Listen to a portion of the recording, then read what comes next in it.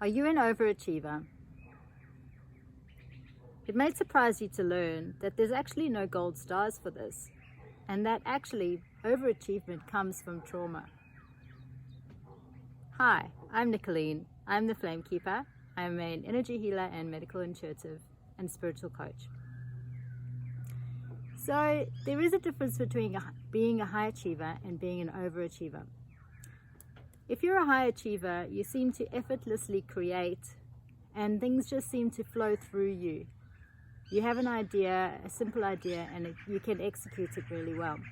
Whereas being an overachiever, there's a very different energy attached to this. Normally it's the energy of low self-worth and perfectionism, holding yourself accountable to very high standards. And it comes with a lot of pain and anguish and actually self-criticism. And as you can see, the energies are very, very different. So do you feel that you need to keep yourself busy all the time? This is a trauma response, which means that you actually have low self-worth. And what you're trying to do is to prove your worth. You're consistently saying, well, if I just do this, if I manage to get this done, then they'll like me, or then they'll validate me. You're also stopping yourself from feeling. So if you're busy, you just keep yourself busy all the time, you don't allow yourself to actually sit back and look at and process what's happening to you and what's going on around you. And this can also be a trauma response.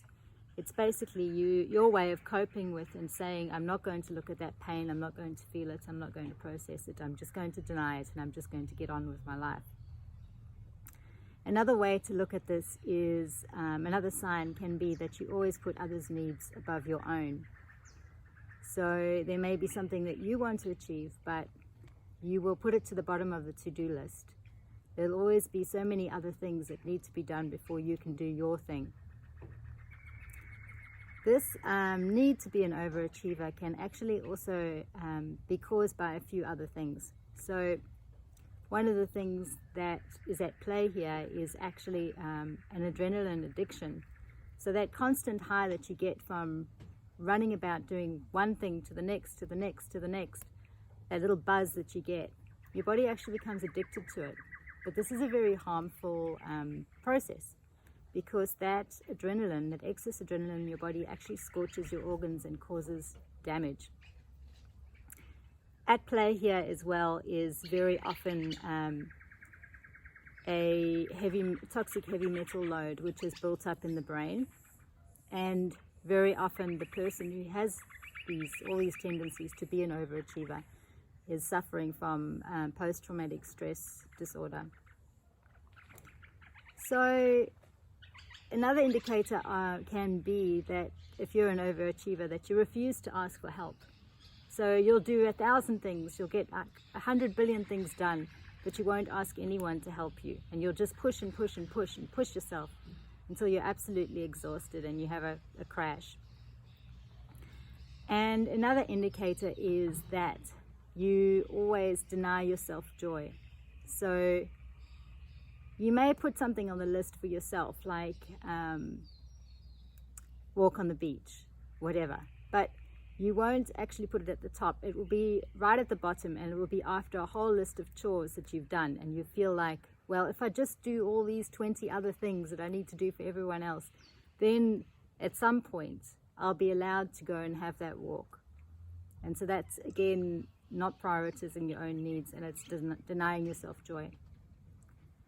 So all of these things that are pushing you to become an overachiever, you can challenge them, and you can look at it and go, hang on a minute, is this serving me? Is this for my highest good?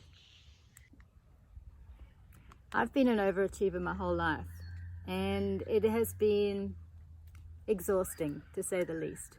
This relentless search for perfection, or this constant striving to get ahead, this constant pushing, comes with a lot of self-loathing and a very low sense of self-worth.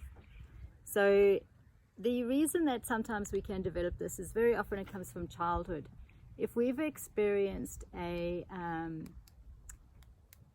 if we've experienced abandonment or not had our needs met or been taught in some way by someone close to us that we aren't worthy, that we're not worth much, our opinions don't count for much, we'll constantly seek for ways to improve our self-worth, to receive validation from others.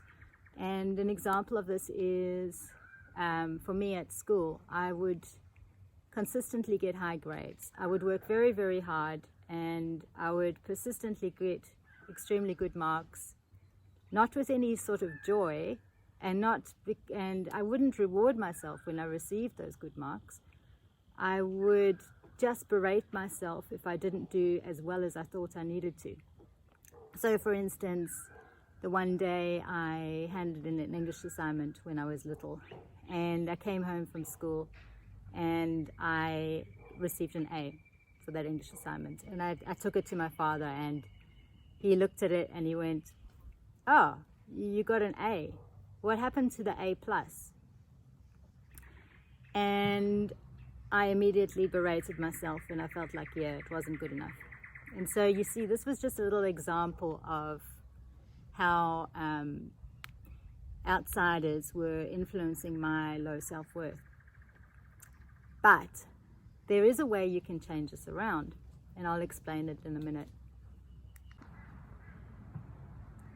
So just the other day, I was preparing to make a video, and I had this idea for the equinox, and I wanted to go down to the beach and to make the video there. And I was going to share a specific tool that I needed to film at the beach.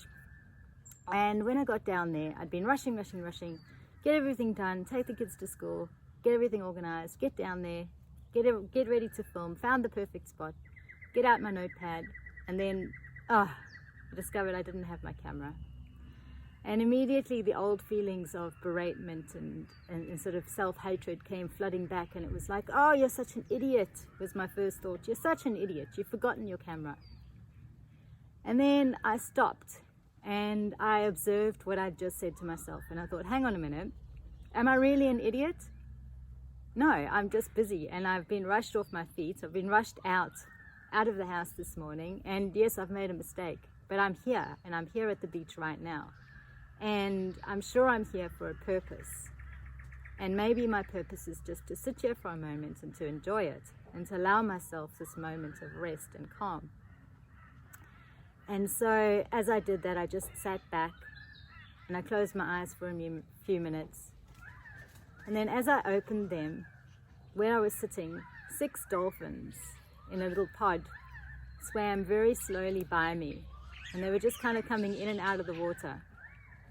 And it was just so beautiful, and I knew that this was the gift that I was receiving for my change of attitude, my turning it around. Instead of saying to myself, "You're an idiot, look what you've done, you've wasted your time again," here I was giving myself this gift that I really needed right there and then. If you're working to heal trauma in your own life, you can use this simple practice to bring about more balance and harmony. So firstly, you must observe. You must listen to that voice in your head. Realize that you're disconnected from it, that it isn't you. And in this way, you can be divorced from it, separated from it, and you can actually observe it. Ask yourself, is it being kind? Is it helpful? And then challenge what it says to you. And once you've done this, you can return more to balance. You can come back into a place of groundedness and centeredness. And you can begin to make more productive choices for yourself and begin to heal that trauma. If this has been helpful for you, please like my video. And if you'd like some more hot tips from me, the Flamekeeper, for simple spiritual practices, please subscribe to my channel. Thank you.